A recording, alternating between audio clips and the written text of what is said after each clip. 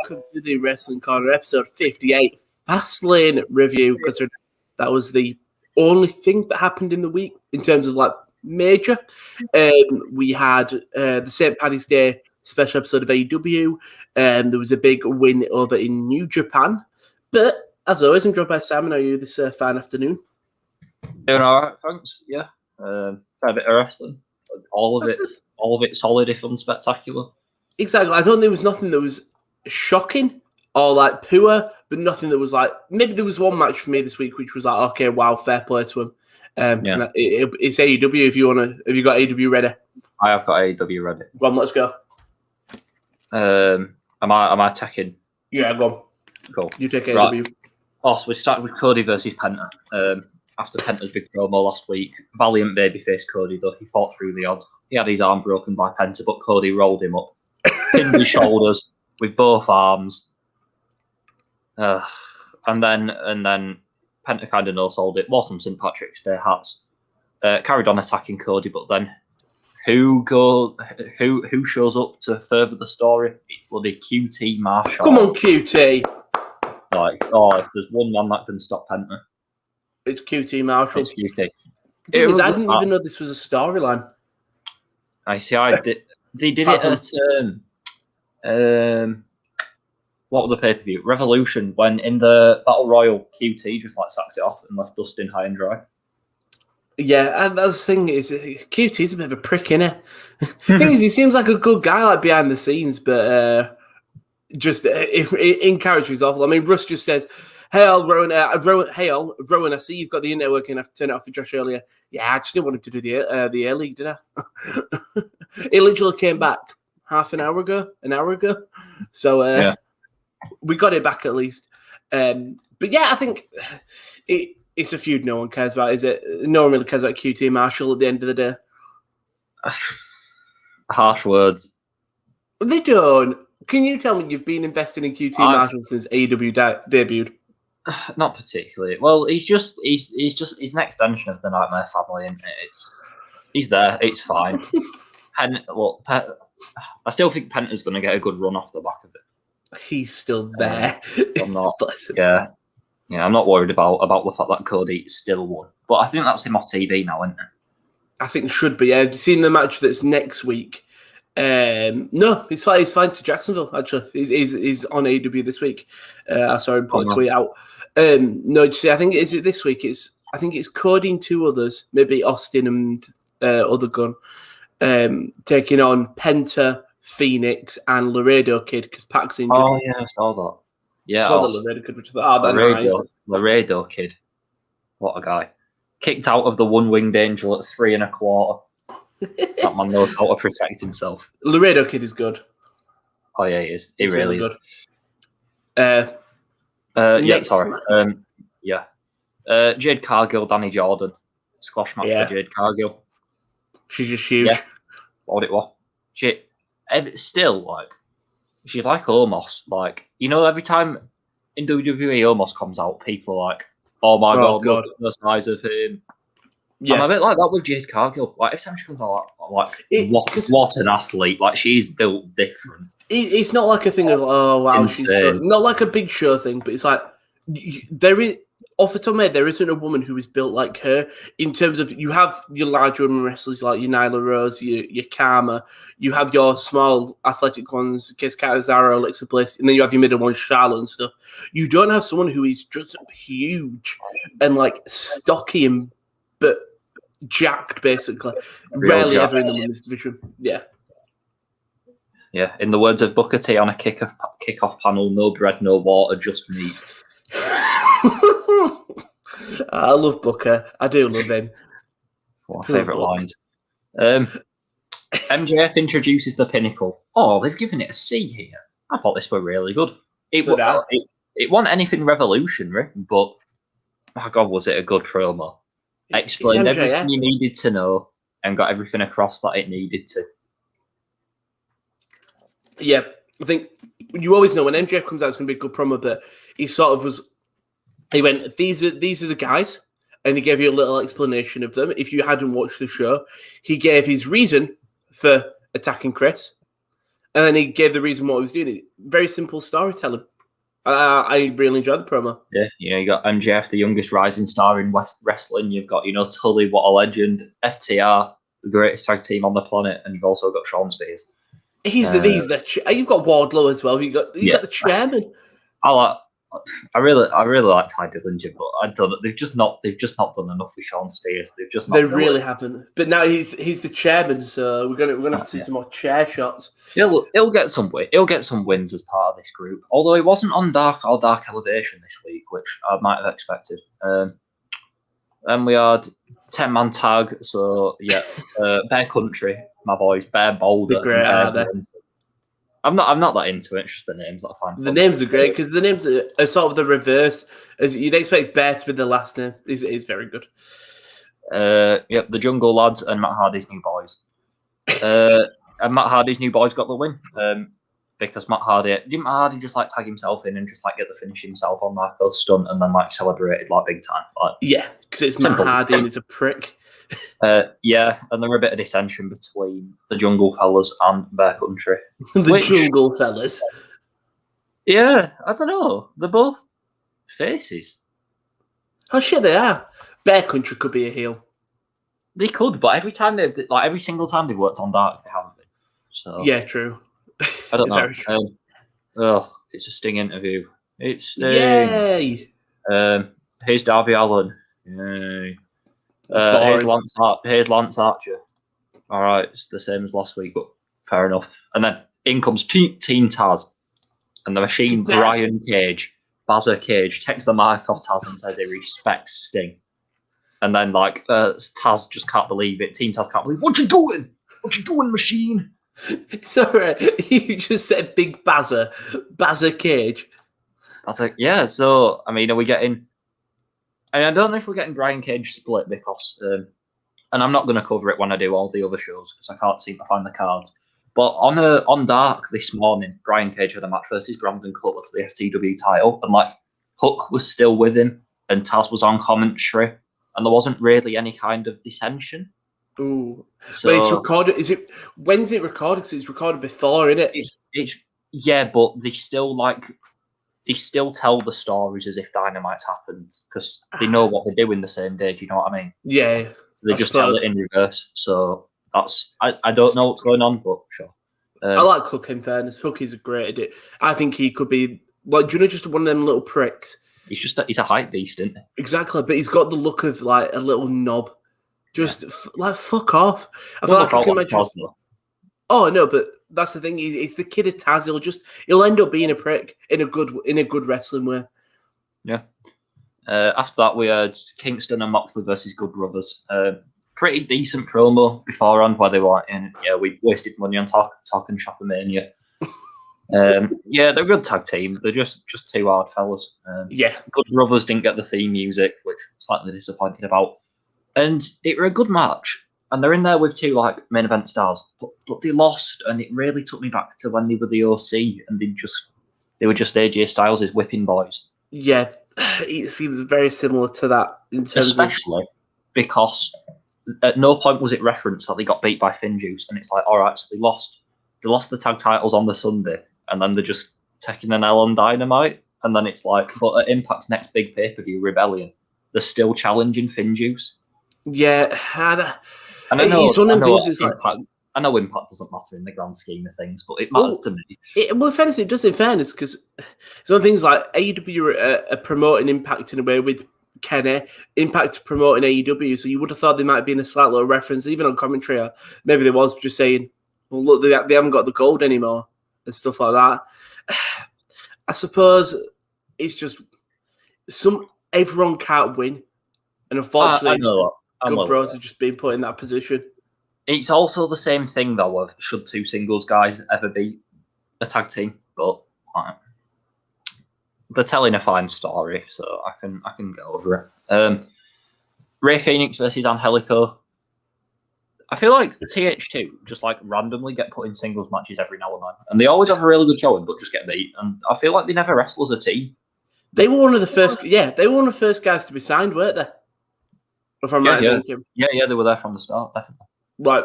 and they're going to be looked like, let's say in 5 years when AEW is hopefully still thriving, and Angelico and Jack Evans will be looked at them wrestlers who they didn't win, they didn't do much, but they was always there involved in matches if they needed a good wrestler. You know who I think's also going to take that spot, who's been really lost in the shuffle? That Brandon people Cutler? expected to be big. No, Joey Janela. Yeah. Wonder what's going on. He's nowhere. He just... I mean, he was on Dark Teaming with Sonny Kiss against Jarrell Nelson and Royce Isaac. Like, he's just there. But everyone thought he was going to be, like, a bit bigger than he was. Yeah. And I think we'll look back and be like, yeah, like, AEW just kind of passed him by a little bit. Maybe it just isn't. I feel like Janela's gimmick doesn't resonate with TV. Like with like Twitter and stuff, he's very easy to go viral because you'll just have a clip of him throwing himself off a building, boom, clicks. But when you try to do it on main TV, I just don't think it does the same impact. I never really got Janela, it's fair to say. But yeah, in terms of this match, Phoenix is just like he's Ray Phoenix. That's what he is. And then the main event, unsanctioned lights out. I knew how, because obviously I watched Dynamite 2 days after. So I knew how good this was going to be going into it, and still I wasn't disappointed in the slightest. No, I think we all know AEW have been given a lot of heat for their women's division, and you can't blame them. They have but they have turned it around. Yes, I think now they're fine. For me, the complaints are gone. Exactly. I really just think this match, both women and even Rebel put it out on the line. Like, some of them spots were awful.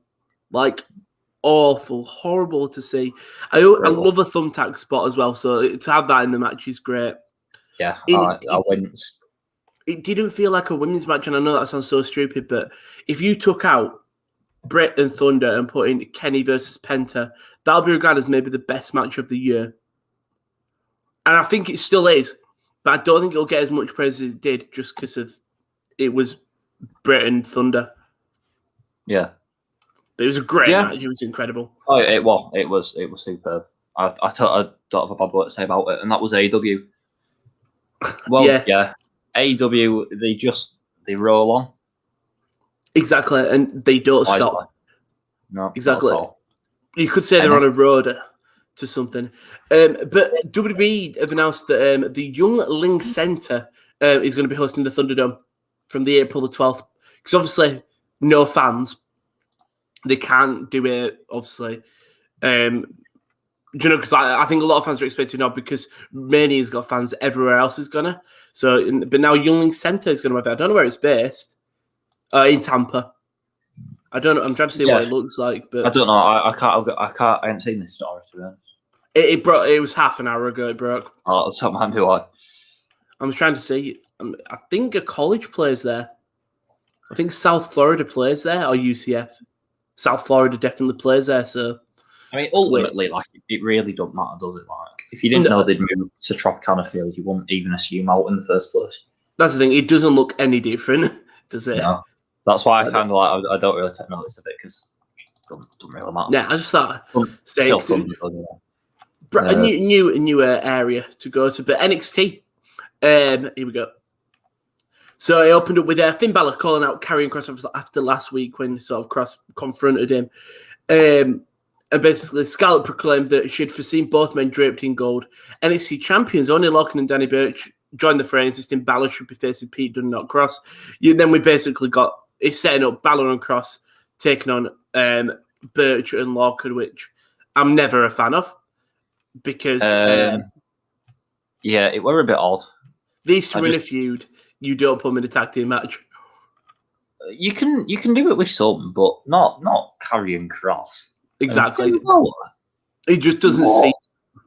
It was too mid card. Yeah. Danny Burch just being like, "Oh yeah, sure, I'll put the titles on the line. I'm not a coward." Like, well, sure, because you're injured now. That's what you get. Sure, I'll risk losing them against literally like the two highest guys on the card right now. Yeah, storyline it doesn't make sense, but that's set because and we had Dexter Lumis defeating Austin Theory.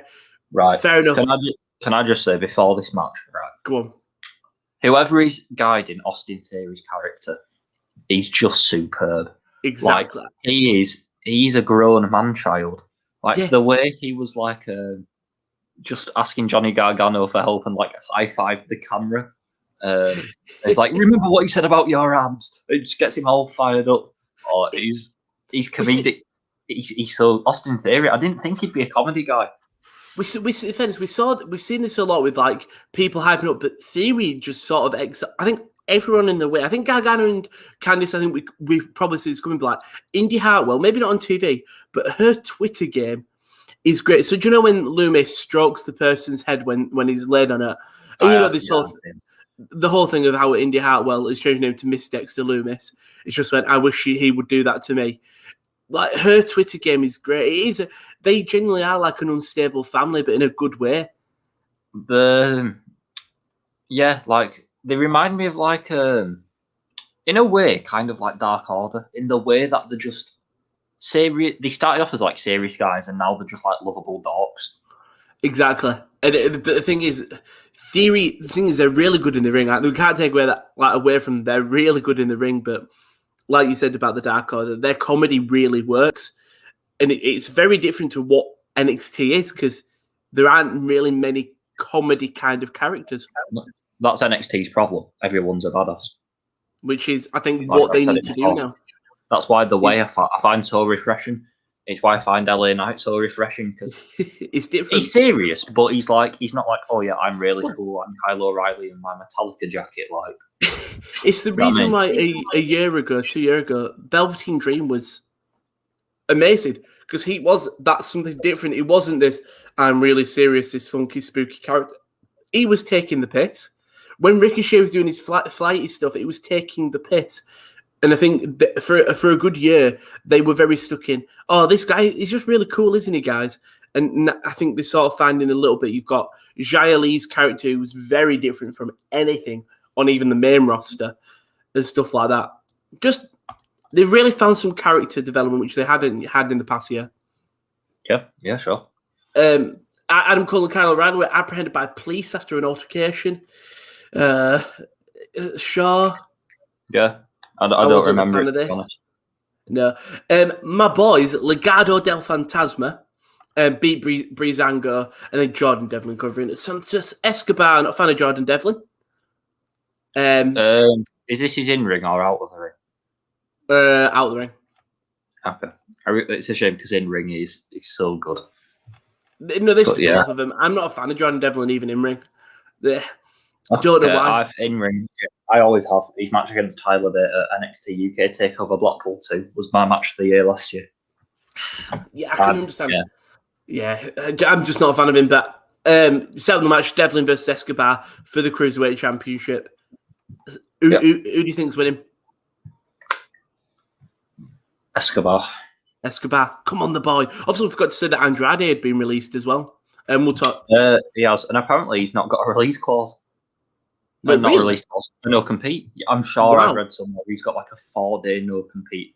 I think it's because he's been off TV since October. He's basically already served it. I don't want him in AEW though. Eventually. Do you know what? I know no one else watches it, but I want him in Ring of Honor. Ooh, I think he's going to AAA. By the way, I've just seen on a Wrestling Observer's thingy. Sources close to the situation that Andrade's release from WWE does not include a 90-day non-compete, so we'll be able to start taking dates immediately. It's only 31. He is. I think it's like Ring of Honor. You've got La Facción Ingobernables. You've got like Roosh. You've got Dragon Lee. I think I will go in there and put him with those guys in ROH because they've got pretty much all the goals. I mean, I'm pretty confident Roosh did put a picture of him and Andrade up. Or MLW with Selena De La Renta. But of course, like, it just feels a little bit too small time. I think he'll go to AAA for what it's worth. Yeah, I think he'll go back to Mexico for a bit. I mean, you know what? And also, fair play to Charlotte for what she obviously. Do you know about how that she basically said, "I am not." And I think she said, "I'm not competing at Mania unless you grant him his release." And they basically, and I think basically they said, "Oh well, it's either Andrade or Mania." And Charlotte went, "Fine, it's Andrade." And I don't think WWE were apparently not expecting that. They were expecting her to choose Mania for some reason. Oh my god, they are rather than her fiance. They are an awful company. Yeah, I'm pretty confident. I did read on Twitter, like from a lot of people, just saying apparently she went to him, just said, "Can you release Andrade?"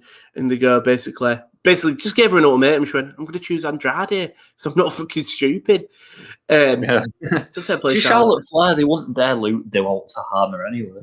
No. You know what I mean? Back to NXT though, Dakota Kai defeated Zoe Stark, and then Io Shirai demanded Raquel Gonzalez face her, which set up the match for Stand and Deliver Night 1. I think they're main eventing, if I'm correct in saying. I think I know the main event. I don't know if it's Night 1 or Night 2. I presume Night 1. But yeah, Io Shirai versus Raquel Gonzalez. Do you think Shirai loses it, debuts on Raw after? I don't know if she debuts straight after, but I think she loses it. Okay. Yeah, I think she'll lose. I don't know what she'll do, but yeah, I think it's Raquel's time. Tommaso Ciampa defeated Marcel Bartel, and then Volta returned to NXT with one of the worst sounding chops ever. It's a Volta chop, but oh my god, it resonated, didn't it? Uh-huh. He's great, innit? And genuinely, you can have the Finn Volta feud now that was supposed to happen in NXT UK. Whack it on Stand and Deliver. As soon as this happened, it was the first thing I thought. I went, Finn Volta. There you go. You know what? I kind of like, on Night 1, Karrion Kross takes on Finn. Karrion Kross wins. Volta comes out at the end or something. Because obviously, if the women's are main eventing, Volta comes out at the end and just stares him down. Night 2, Volta versus Finn. I thought you were going to say Volta beats Karrion Kross on Night 2. I was like, no. Imagine. No. Volta beats Finn. Yeah. Well, versus Finn. I don't think. Yeah, that'd be all right. Then your boy. Right. So, you got to talk about the promo before on. Sorry, go on. So he's walking through the hallways. He's getting his coat out of his locker room. He says, "You know, the world's been talking about one man, and that's LA Knight. Ain't that right, Andre?" Looks at a picture of Andre the Giant on the wall, and then he just releases the biggest yeah. What a guy! I don't understand him. Do you not? Do you just not? It's just a fact. No, I think I could. I know what he's about, but just a trash talker, isn't he? I do like the thing is, for the amount of times you've just walked past or I've had a conversation and you've ended up just going LA. Now it's stuck in my head. It's stuck in my head. Yeah. I hate it. I really like the name now. I mean, the match is like in ring. Like, I mean, he said himself, like, you're not going to enjoy my matches, so I guess I can't say anything about that. But like, I don't know. What do you meant to his finish? I kind of like it, but yeah, I'm also not sold. I don't know. I think it's one of them ones that you have to get used to. And after a couple of times when he's won the match with it, it's like, okay, that makes sense. Looks like we're getting a Bronson Reed LA Knight feud. Yeah, well, they've got a match this week on NXT. Where LA Knight's definitely going to lose. Yeah, Bronson Reed broke his jacket. Oh, that saddens me slightly. And also, this is August Gray, the guy I've been hyping up on 205 for weeks. And he finally by LA Knight in like 3 minutes. Oh, it's LA Knight, mate. Anyone out? I mean, that's why. Who do you prefer, August Gray or LA Knight? LA Knight. Okay. LA Knight's top 5 right now. And then we did have the main event, which was that tag team match set up earlier. The NXT Tag Team Champions, Oni Locke and Danny Burch, defeating NXT Champion Finn Balor and Karrion Kross with Scarlett. Fair play. Yeah. I'm not sure what I'm at to Oni Locke and pinning Finn Balor, but yeah. Go on, Oni. I mean, obviously, they've had to drop the belts now. The Bald brothers. So they're not even brothers, but the bald guys. They've had to drop the belts. So, MSK? All night and all day. Well, it's either them or GYV. Nah. Legado del Fantasma. Genuinely. Put a ladder match. Are they? They're Give not us in a ladder match. All right. I mean, I wouldn't be against it at all. But, the thing I took away from this match, though, it is Rick Karrion Kross and... Yeah, so he had a match against Damian Priest. Sure. Yeah. He had that match against Santos Escobar. Meh. As soon as he's back in the main event scene, he is 3 times more interesting than he was before. I'm into Karrion Kross. I don't get it because He's got presence, and sometimes that's all you need. Yeah. I mean, it's Scarlett. Scarlett's half the game. Scarlett carries it. I'll be honest with you. For me, he's the engine. Her presence in the ring is like, oh my god. But I think I'm not a fan of Cross's wrestling, so maybe that's why.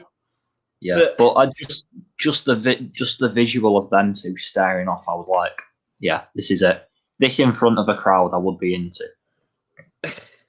Yeah, it'd be interesting to see when crowds come back how everything changes. Do you know what I mean? In terms of how, if let's say the way resonate with an NXT crowd, because it's not as big.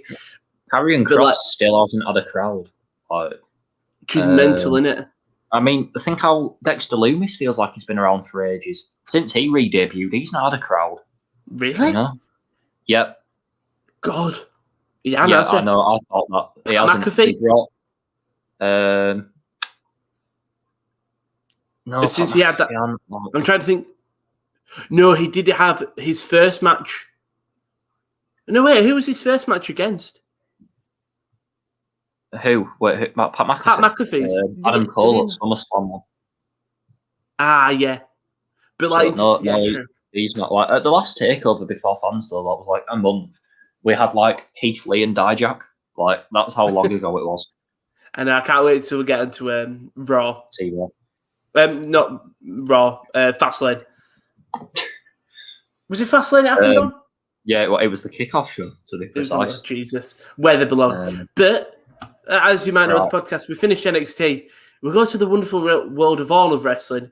What's happened, Simon? So on last week's Impact, because I'm behind, we kicked things off with the new tag champs FinJuice against big match challenge. Who do you want going against them in the first match since Sacrifice? Triple XL, and FinJuice saw them off pretty quickly, and then like Gallows and Anderson came out, and there was just a brawl. It's slightly weird covering this after like two, because this was before. This was 8 days before the episode of AEW that we've just covered. Yeah. So you've just got to like ignore, like you think, oh yeah, Anderson and Gallows, and then but don't think about everything that's happened in the time since. It's strange. But yeah, that's a match that's been set up for Rebellion. I think on April 25th. So, but it's Impact are weird at the moment because when they do their because when they've got a pay-per-view, they also do an Impact Plus special in the same month. So they've basically got 2 pay-per-views in like 2 weeks, which is a bit silly. What's their next pay-per-view? So the next pay-per-view is Rebellion on the 25th, but the next Impact Plus special tomorrow? is hard. No, April 25th. I'm about to say, Jesus Christ. But then they've also got Hardcore Justice on April 10th on WrestleMania night, which isn't a pay-per-view. It's an Impact Plus special. I'm about to say, if you're not WWE, that week is going to be painful in it because you've got, where is it? It's April. It's the April the 6th to the 11th, isn't it? So you've got ridiculous. On Tuesday, NXT TakeOver. Wednesday, NXT TakeOver, AEW Dynamite. On Wednesday you have first NXT TakeOver and Dynamite. Thursday you have NXT TakeOver Night 2. Friday you have Hall of Fame and SmackDown. Saturday you have WrestleMania Night 1. Sunday you have WrestleMania Night 2 and Impact as well.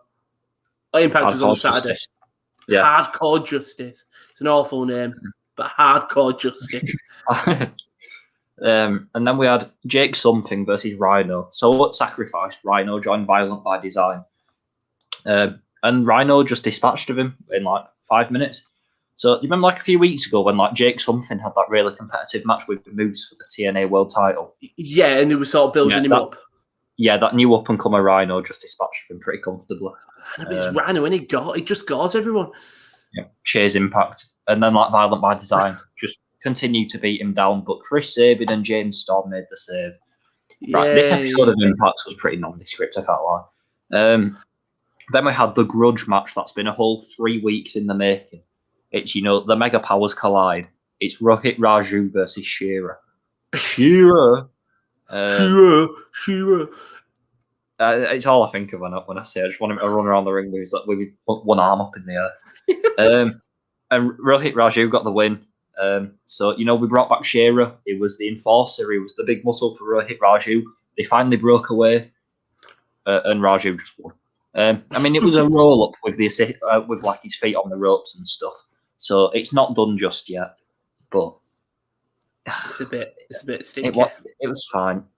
Yeah, they describe him here. He's like the modern day honky tonk man in the sense that he just continues to just scrape these slimy wins. Sorry, I got distracted. Honky Tonk Man theme is great, isn't it? It is a great theme. So he's Rohit Raju's. Honky Tonk Man. That's all I want now, Honky Tonk Man theme, but to the Rohit Raju name. It doesn't. I'm not going to attempt it, but you know what I'm going. I do know what you're going with. I do. Rich Swann. So he addresses his historic victory, but then who shows up? It's Don Callis. Don Callis is just great, isn't it? So he reminds Rich Swann. He says it was Don Callis that wanted Rich Swann in Impact in the first place. When Rich Swann broke his leg, it was Don Callis that made sure put him in the main event scene. Kept that paycheck going. But Rich Swann says that Callis moved on and eyed up the Kenny Omega. Yeah. And then Don Callis just delivers the killer line. He goes, "You're a once in a decade star, but Kenny Omega is a once in a millennium star. You're a superstar in this business, but Kenny Omega is a god." And then he just yells "one winged angel" at him like 3 times because that's the move that spelled his demise because it's what Omega beat him with at the last pay-per-view, Hard to Kill. It's just good. Callis is a great promo. He's really good. I know Kenny Omega was actually in the Impact Zone this week for Impact. He was. And I don't really know what he said, but we'll cover it next week. I'm sure it was great. Then we had the entirety of the Knockouts division in a single tag match. So, right, here we go. Go on. So we had Deonna Purrazzo, Susan, and Kimberly. So they're an act. You've got Fire and Flavor, Tasha Steelz and Kira Hogan. They're an act. And you had Tennille Dashwood, and they're all on the same team. And they were taking on the faces of Havoc and Nevaeh, Jordan Grace and Jazz, Alicia Edwards, and ODB. And it was just chaos. It was just... As you'd probably expect, with 12 winning. Yeah, 12 people in the match. So, as a bit like Rhino beating Jake something earlier, that young up-and-coming Jazz got the win by tapping out Kimberly with the STF. Because of course she did. It feels like this week Impact just went, we're just going to back the oldies. Jazz, Rhino... Let me tell you something. They went a step further because for the episode that's just been, we had Deonna Purrazzo versus Jazz. I don't think it was for the title, but I'm not sure. Jesus, imagine. And then we had the match that had been building for about a month. To be fair, Sami Callihan and Trey Miguel. Yeah. So Sami Callihan's just living in his head rent free. What can you say? Good match, or it was, to be fair. It really was. The finish came when Trey looked like he had it won, and he was on the top rope looking for a big move. But Sami Callihan, as he's getting up, kind of pulls the referee in front of him, opposite. So Trey Miguel don't want to hit the move because he's going to hit the referee. Yeah. And then Sami Callihan eventually just throws the referee out the way, and then just beels him off the top rope, hits a package pile driver, and gets the win.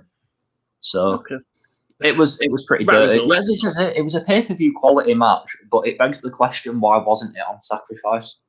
It was really good to be there. I think they wanted a little bit more build-up, is my only thinking. Possibly. I don't think this match is done. This is done yet, because Sami had to use the referee to his advantage to get the win. And Trey Miguel probably won't let it slide. So I keep wanting to say we'll see what happens next week, but it's already been and gone. So we'll see what happens next week. Yeah, that's the one. Right, and now I'm just going to go in chronological order of everything else. Right, my favourite wrestling show of the week, MLW. So, opening match for the middleweight title, Leo Rush beat Brian Pillman Jr. Leo Rush is great. I don't know if you knew. Oh, Leo is incredible. And then we had, so the story is that Alexander Hammerstone is the national open weight champ, but Mil Muertes has stolen the title. And here he just pinned Paro in like 4 minutes, and like they're seriously building him up as like megastar because he wore in Lucha Underground and stuff. Yeah, I mean he's fit. Like to say he's a guy of that size and stature, his finisher is just like. Do you remember R-Truth's lie detector? It's just like a flat line. It's a bit naff. For someone that's as big as he is.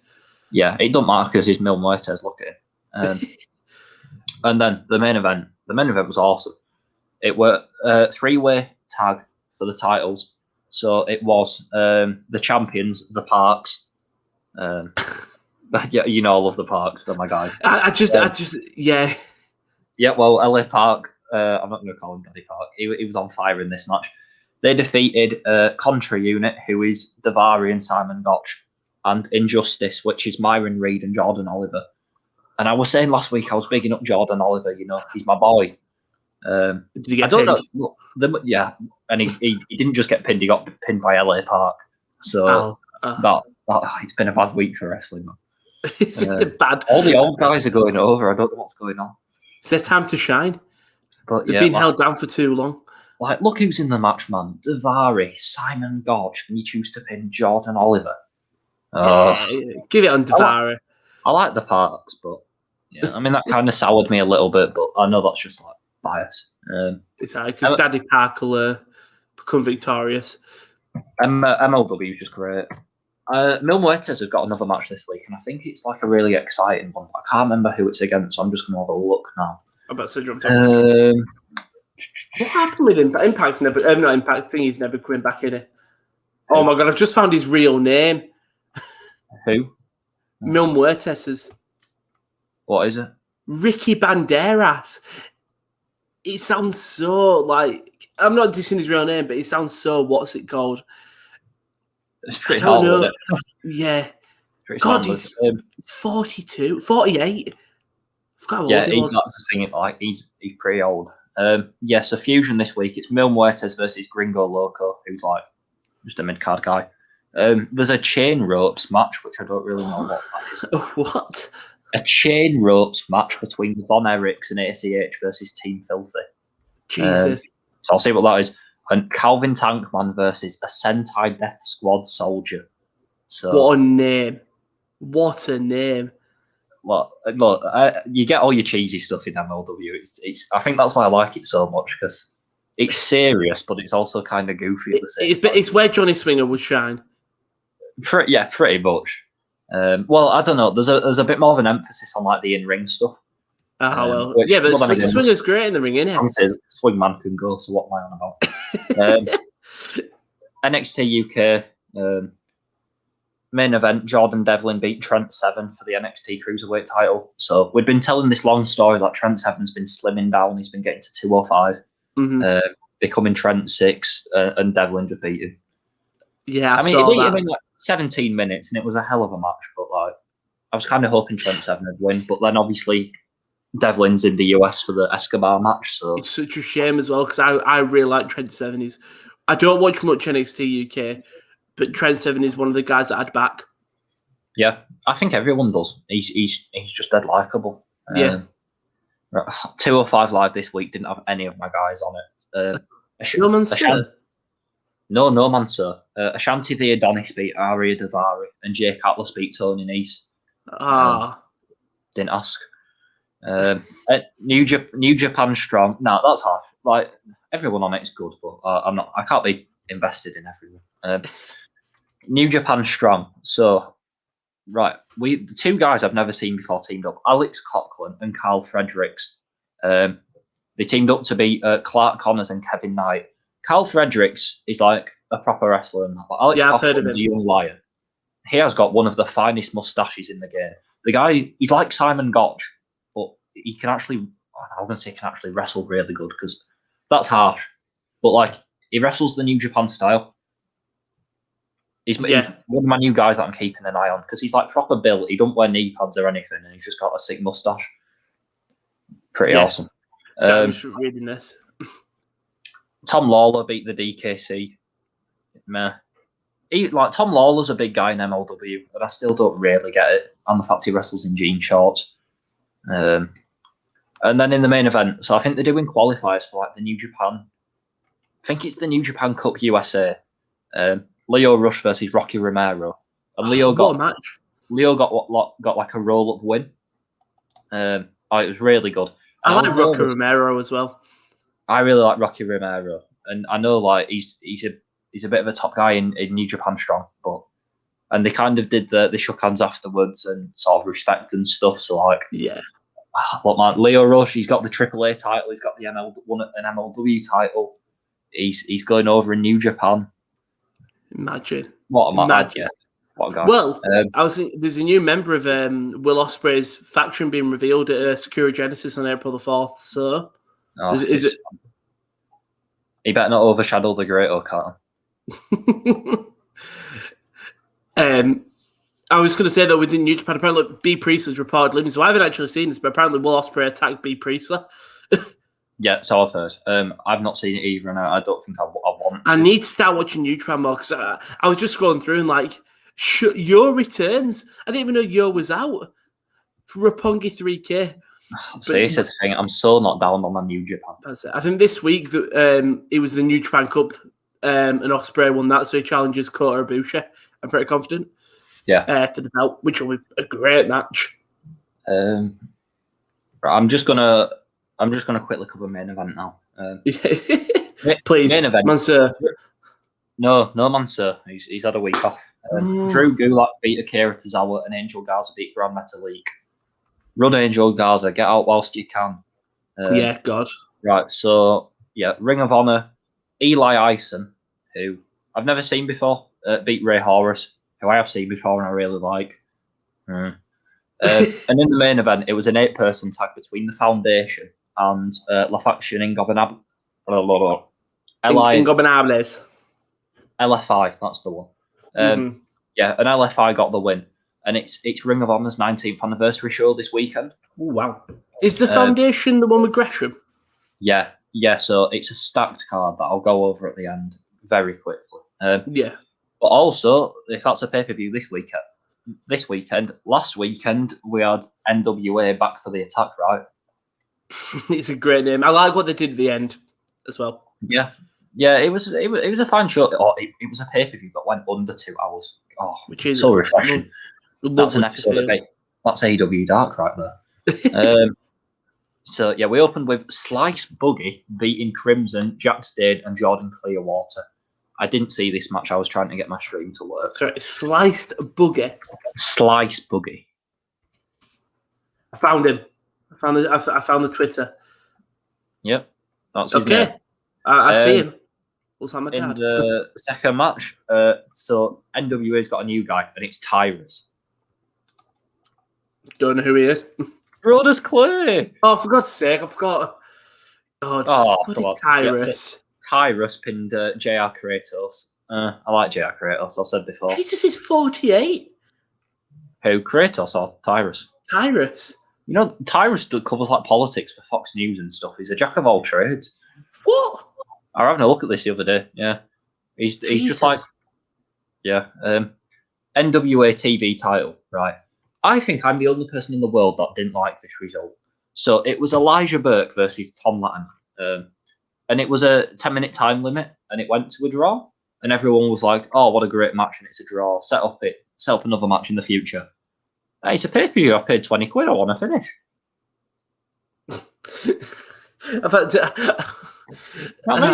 Yeah. It was a good match, but like, come on. I suppose at the end... yeah, I don't even know what I'm going for. Yeah.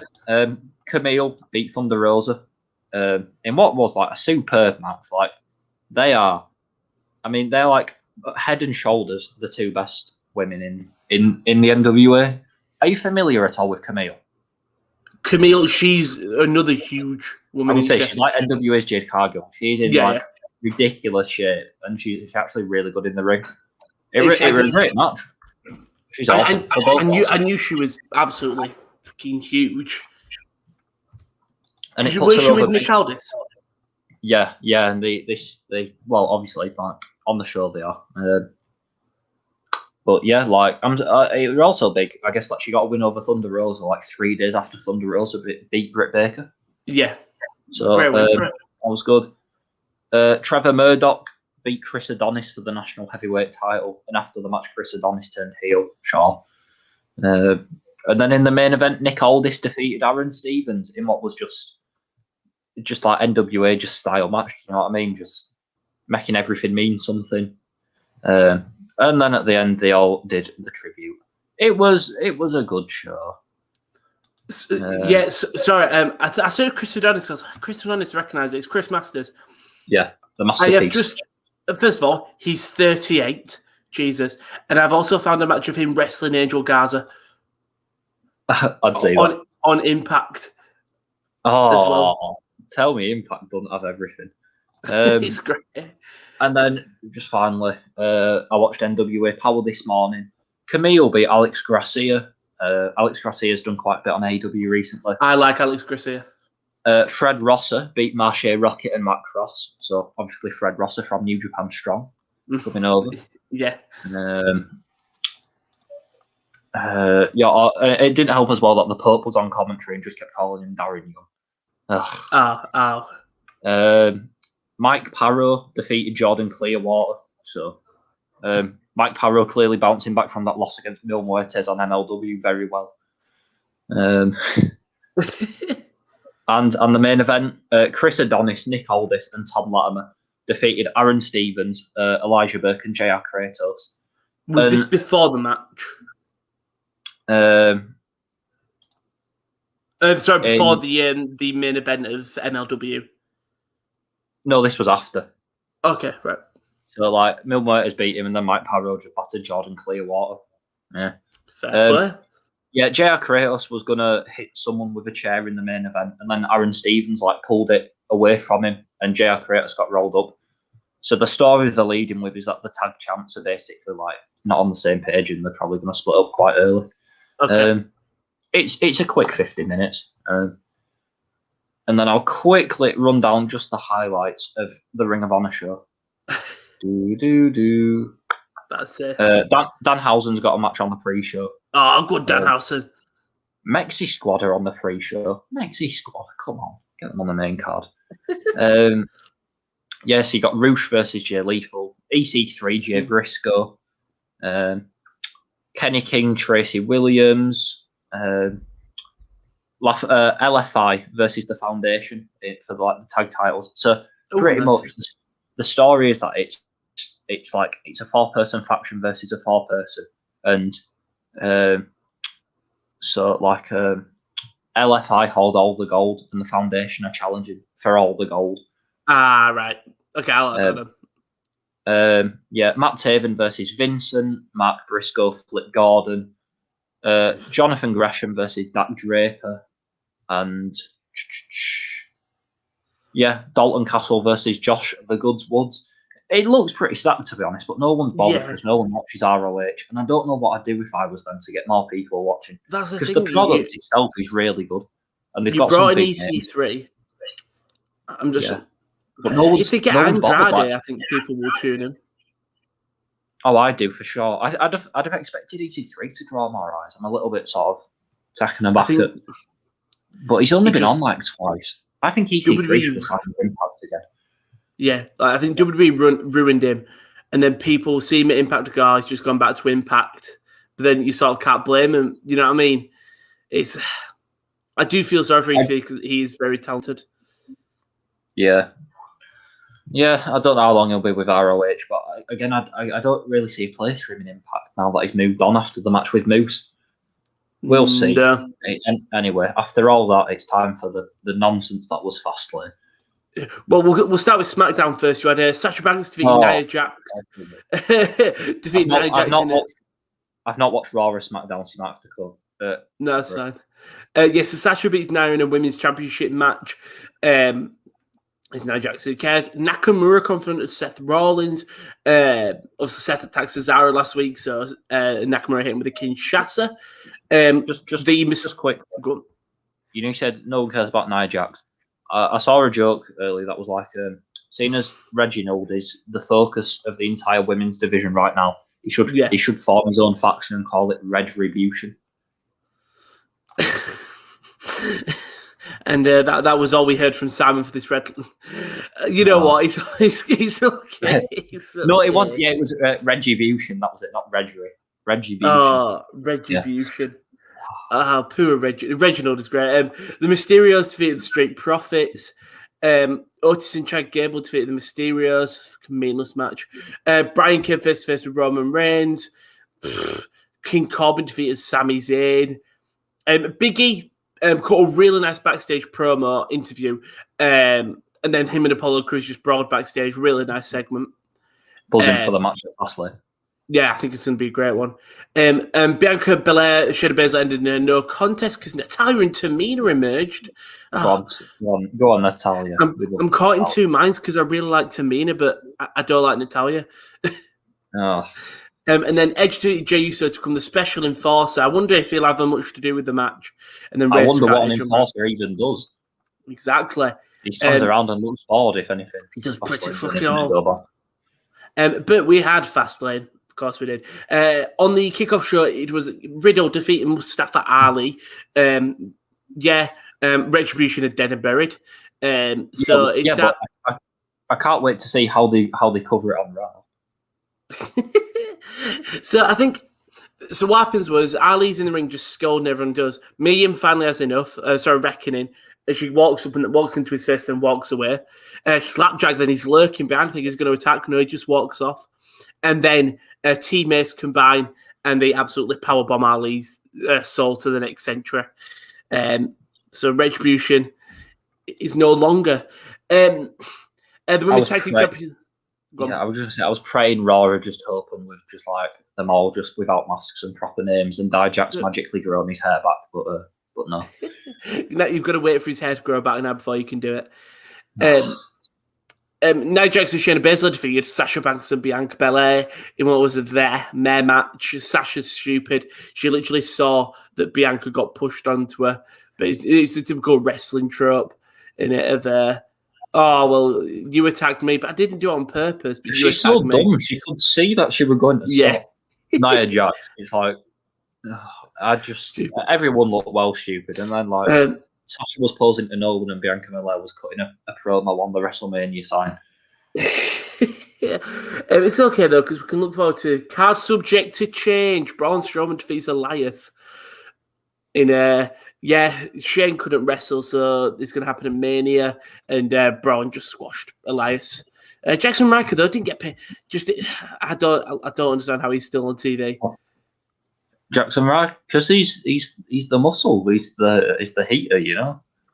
It's the new mid card of evil. Shane McMahon, Elias, and Jackson Riker are the 2021 version of the Dogs of War. Yeah, I don't fucking understand it. In what could have been a great match, Big E defeated Apollo. Now, what went wrong?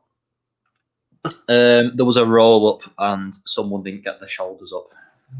Yeah, but I'd say the roll up happened, then it just ended like that. Cruz attacked Big E after the match and stuff, but Jesus, it was very flat ending considering this match could have been an amazing one. Yeah, pretty much. Yeah, unfortunate. Seth Rollins defeated Shinsuke Nakamura, but it was a really good match. Don't forget Riddle's promo before. Yeah, Riddle drives around on a scooter. He says something Nakamura has. It's Riddle. It's Riddle. KL made a really good point. He just went, how have they effed up Riddle? The thing is, though, right, I was looking at Riddle and I was thinking, they haven't, though, because Keith Lee's off TV, Andrade's unemployed, Alistair Black's in catering. Riddle's been on the main roster for months and got a title around his waist. Like, they haven't, I suppose, yeah. But they really haven't in the grand scheme of things. It's just they've made him such a goof. And if you'd have asked me beforehand, who's more likely to be a champion and who's more likely to be off TV, Keith Lee or Riddle, I'd have said Riddle all day. Yeah. Just Vince clearly sees something in Riddle. But this is sort of when the pay-per-view started turning around, because you had the Rollins Nakamura match, but then you had the no-hold-bars match, McIntyre Sheamus. Really like this match. Yeah, meet him and slotting me. Although Drew is just morphing into, like, I am Scotland and my personality is I am Scottish. Yeah, It was very similar to League of Nations in terms of, Barrett is English, Sheamus is Irish, Rusev's Bulgarian. I was disappointed. I was a bit disappointed at Tom Phillips not referencing his argument with Chris Sutton on Twitter. Who's it with? Phillips had an argument. Oh, Drew McIntyre, hasn't he? He's been going back and forth with Chris Sutton on Twitter over when worlds collide. When worlds collide. Absolutely. I saw people saying like, "Oh, I can't wait till Ibrox is full again and get Drew parading round at halftime with his title." I'd love that. Oh, yeah, but it wouldn't go down well, would it? It's wrestling. Oh no! It's like but imagine if Chris Sutton comes out then and confronts him in middle of the pitch. Did you see it when at Celtic they brought out Gallus when they had all the gold in NXT UK and like no one was bothered. Yeah. This is wrestling. It's wrestling. Cool. Who cares? Who cares about wrestling? It's silly nonsense anyway. But McIntyre it's best in its own little bubble, and it should never interfere with anything outside of it. 100%. Drew's is facing Lashley. Alexa Bliss defeated Randy Orton in which basically. So we'll explain this. So the match started up, and Alexa started using traps. They get back in the ring. Orton's finally ready to attack Alexa. The Fiend comes out, all burnt and scarred. First of all, what do you think about the Fiend's new look? It's all right. Second of all, what do you think about his... Have you seen the rumours that it could be Bo Dallas? Why would it be Bo Dallas? People have been saying if you look at him, he looks a lot thinner than Bray. Not so Bray could have just lost weight, but people have been comparing the arms and stuff. He's had 2 months to lose some meat. Yeah, people have been looking at his arms. I'm not bothered about who won the match, to be honest. Yeah, who did win the match? Alexa won the match. No, Alexa won it. No, she didn't. She did, I think. Didn't she? Yes, she did. Oh, she covered him to get the win. When we found out the entire wrestling world is horny. Did the bell ring though? Yeah, I can't remember. What do you make about the theory that this match was WWE pandering to paedophiles? Really? I didn't see it to that. So there's a bit because Alexa's playing this like innocent, childlike thing, and then at the end she's like straddling, and like people are saying, "Oh, this isn't the one." Yeah, it's very. I just found out that the entire wrestling community is horny. All of it was just, I just want Alexa. As soon as it happened, I went on multiple streams. Just, I want Alexa to straddle me like that. How much do I have to pay for Alexa to do that? I think that's where it comes from because she's portraying like a childlike character, and everyone's saying that, and people are like, "No, this is what they want you to do. They want it." Yeah. I'm not into it, and I'm not bothered either way. I could understand where people are coming from, but if you know Alexa before though, I feel like that's an out of character thing in terms of you just want Alexa the person regardless of the character. I feel like I don't know. Just don't be weird about it. Just wrestling fans are horny. I mean, yeah. And then Roman Reigns defeats Daniel Bryan in what was a lovely match. Great match. Both guys were going at it, and like he was looking like, okay, I don't know who's going to win here. Bryan then immediately looks like he's going to have the match won. He goes to run a knee. Reigns hits the referee. Referee takes a huge bump. Reigns hits the spear. Edge, as the special guest enforcer, goes to count the pinfall. It was a near fall. Reigns thingy. Bryan then gets a yes lock on. Jey Uso comes out and super kicks. Then they hit his Edge. Bryan then just attacks Edge with a chair that was meant to hit for Reigns. Then Bryan has the yes lock in. Edge then attacks Bryan. And basically, as Reigns was tapping out, Bryan gets attacked by Edge. And then a new referee comes out at the perfect time. And Reigns manages just to slide over onto Bryan and win. What are your thoughts about the ending?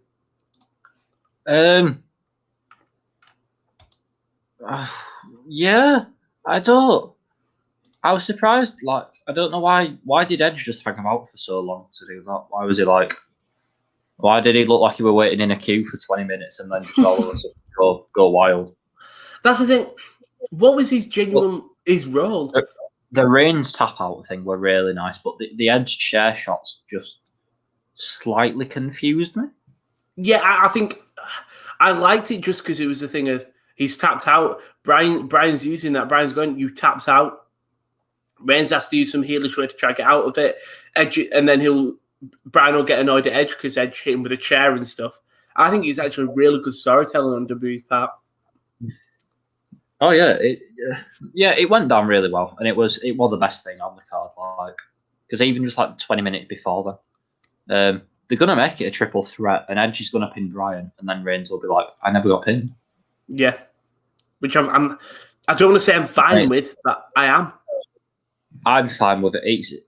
Brian's on his way. Like, it's a bit like a reversal of WrestleMania 30, isn't it? Because it's Daniel Bryan working his way into a triple threat, but then he's going to be the one taking the pin. Yeah, and people are saying they want Daniel Bryan, I think, to be Batista and Edge to be like Daniel Bryan. Okay, I can see that. And it's like the roles are reversed and stuff. That won't work if Edge is bad guy. Have you seen the rumours with Hall of Fame? Like people look like the running order and stuff, and apparently there's a segment that's called like the Hour of Bryan or something. Obviously not the hour, but it's something to do with Daniel Bryan. Yeah. There's rumours that he's going to be inducted. I'm really not bothered about the Hall of Fame. Nah, same. No, you know what? I normally do watch it, but it's normally a thing I have on the side while I'm sat. Yeah, definitely. Like, I watch it and stuff, but people are like get excited about the announcements before, and it's like Snoop Dogg and Trump are in there. It doesn't mean all. The more people who go in each year, the less it means. Do what Impact do and induct one person every year, and this year it was the mighty Ken Shamrock. I think the bigger the name, so like when it was Angle and stuff, I always look forward to the speech because you do get genuine, really nice stories from like behind the scenes. And like special some moments which you go, oh, that's nice, but I'm never paying attention to it. I'll have it in the background while I'm playing FIFA or something. Most years, just I don't. It's nothing like you don't look forward to the whole thing. There's no fans and stuff. I'll definitely have it as background noise. Probably wants to watch Hardcore Justice. I don't know.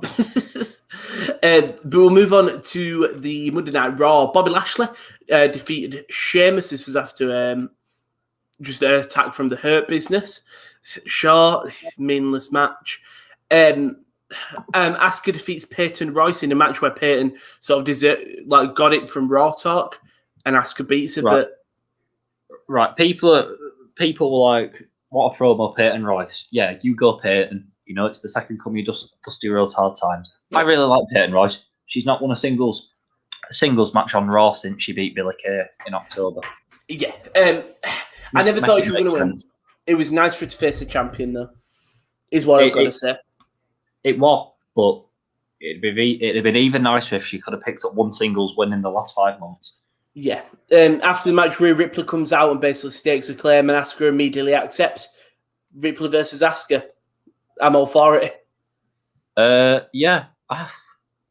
Rhea, I've never quite clicked with Rhea Ripley in the same way a lot of people have.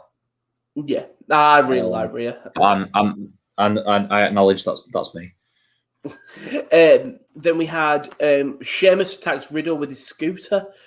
Bobby Lashley offers a WWE Championship match to the Raw roster. Kind of like this, and he goes to the locker room and he just goes, "If any of you can attack Drew McIntyre, make him not be able to compete, you get a championship match," which I quite like.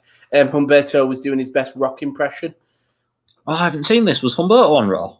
Humberto was in the locker room when Lashley goes back, and Humberto is dressed like the Rock. Oh, I love Humberto. The black jumper and the necklace. Jacked Bertie. Yeah, exactly. The Miz challenges Bad Bunny to a match at WrestleMania, which is accepted. Isn't the point of this story that it's a tag match? Damian Priest has a 2-on-1 handicap match, and then Bad Bunny wins with a splash. I don't know. So why is Bad Bunny not in there? Why is Damian Priest not in there? I'm guessing maybe like it's got to go to be a tag match. That's the entire reason. I kind of like maybe the Miz goes, and like the Bad Bunny like somehow next week something gets a surprise like attack, and Miz is like, fine, no, it's gonna be a 2-on-1 handicap match, and they go, fine, I accept, and then Priest comes out and went, oh, it's a tag team match, didn't you know? And then Priest.